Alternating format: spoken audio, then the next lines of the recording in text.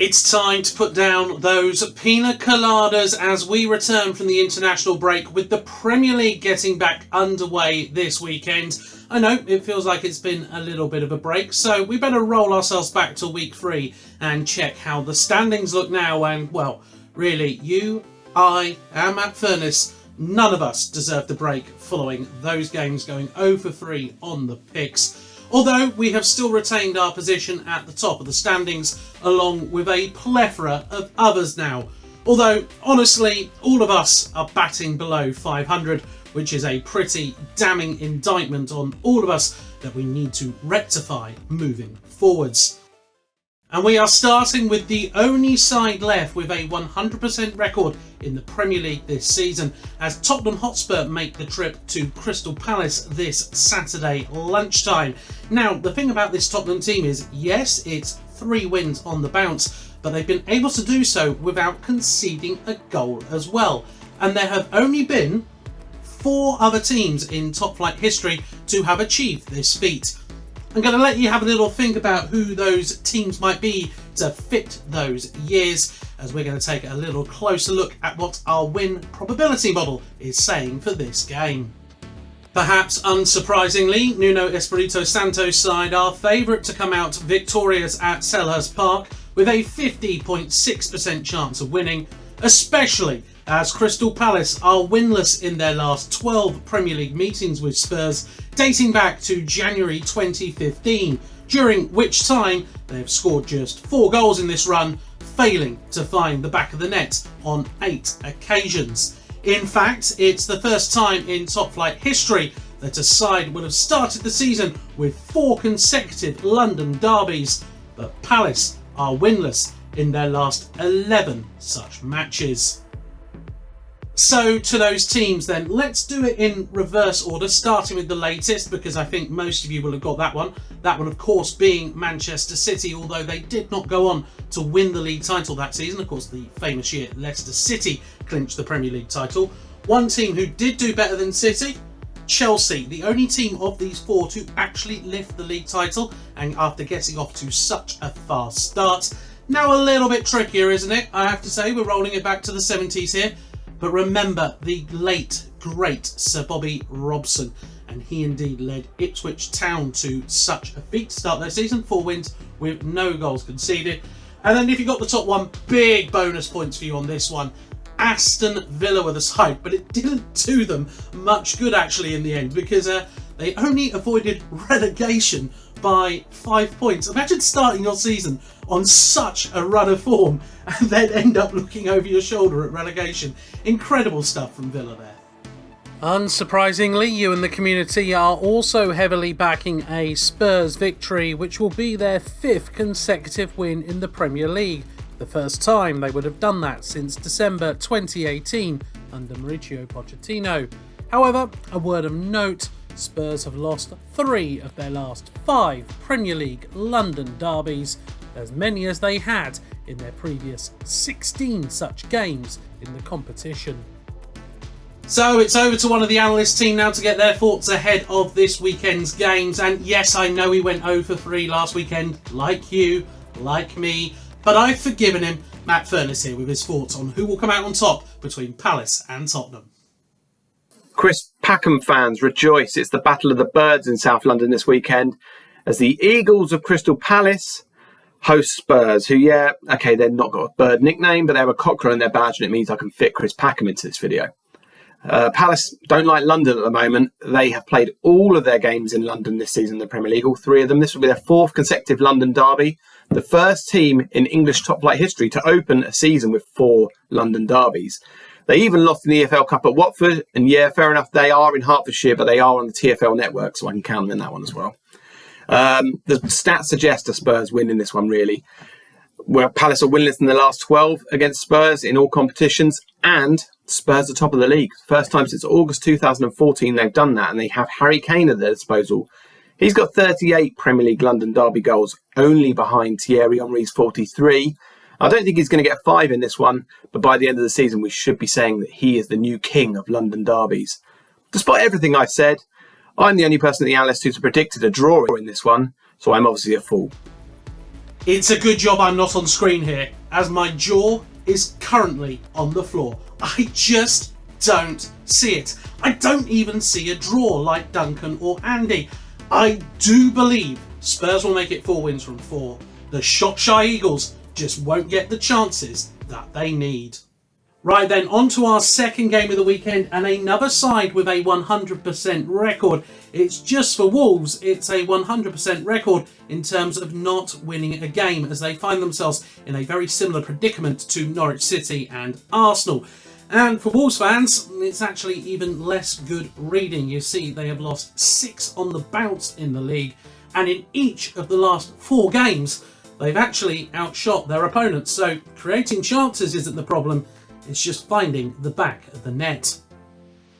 Well, I love to be the bearer of good news, because according to our win probability model, Wolves will not match the feat that only West Brom have achieved since 2003 in outshooting their opponents in 5 consecutive Premier League defeats, as they look set to be victorious with a 36.5% chance of winning, although glory for the Hornets isn't far off, with a 33.7% chance of winning.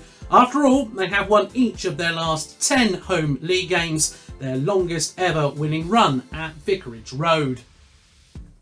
It really is going to be a true battle of wills in this game. You see, Wolves have had 57 shots so far this season, the 3rd most in the Premier League, but of course they've yet to find the back of the net.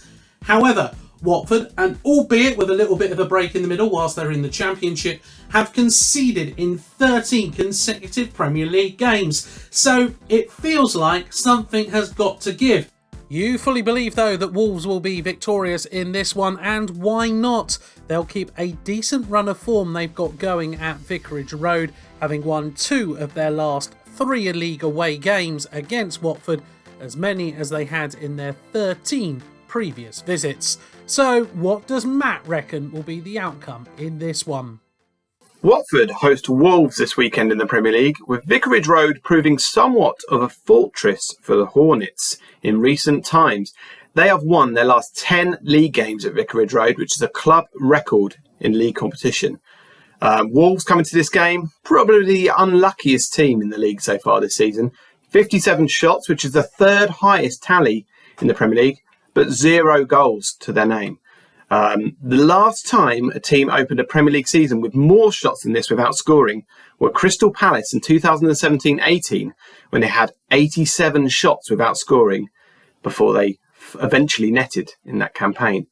Wolves are due a little bit of luck, and as a Watford fan myself, I'm fully aware that we are the club who will feel sorry for them and completely roll over. Therefore, I'm going to go for a Wolves win in this game, which completely breaks my heart, honestly. Full credit to Matt for picking against his side, and well, none of us analyst contributors really see them coming out on top in this one, although Duncan, John and I do feel confident that they will at least be taking away a point from this one. Obviously, a lot of Saturday's games are going to be overshadowed by the potential return of Cristiano Ronaldo to Old Trafford. If he plays in this game against Newcastle, he will set a new record for the longest gap between appearances in the competition's history, with his last game having come against Arsenal back in May 2009, which will be 12 years and 118 days ago. If he scores in what our win probability model suggests will be a United victory, it won't be the longest gap between strikes though, that belonging to Matt Jackson at 13 years and 187 days. Elsewhere, our model believes there will be victories for West Ham, Manchester City, Arsenal, Chelsea and Brighton. Yep, that's right. You see, I'm sort of giving the game away a little bit early, but all with good reason. You see, this is the first time these two sides will have met in the top flight. They have indeed already clashed in the 2nd, 3rd and 4th tier of English football, but finally they get to complete the quadruple and compete in the Premier League. And despite what our win probability model says, you can understand why it might be wanting to slightly hedge its bets in a real toss-up, with Brighton being given a 35.2% chance of victory, whilst the Bees are at a 34.2% chance. The Seagulls have won just one of their last 9 away league games against Brentford, although this is their first visit since a 3-3 draw back in February of 2017. And you know what? It's been an alright start to life in the Premier League for Brentford, hasn't it? 1 win, 2 draws, can't really complain at being unbeaten. And if we take all of the teams out from that inaugural campaign back in 92-93, there has actually only been one side who have gone through their first 4 games in the Premier League unbeaten. That being Portsmouth. But for you in the analyst community, it was also a real toss-up for you to choose, but you just fell down on the side of Brighton being victorious, which will be something of a rarity for them when making the trip up the M23. They've won just 3 of their last 22 Premier League away games in London and are winless in 9 in the capital since beating Arsenal 2-1 in December of 2019. But what about Matt? What does he think will be the outcome in this one? Who would win a battle between a bee and a seagull? Well, we're about to find out, and no, you're not watching a 1990s Channel 5 documentary. The last time these two sides met was in 2017 in the second tier of English football when they played out a 3-3 draw at Griffin Park. Both sides that day scored a 90th minute goal. Maybe we'll see the same this weekend. Maybe we won't. I'm not giving you the answers. This will be the first time these two sides have met in the top flight. They have met in all of the other EFL divisions.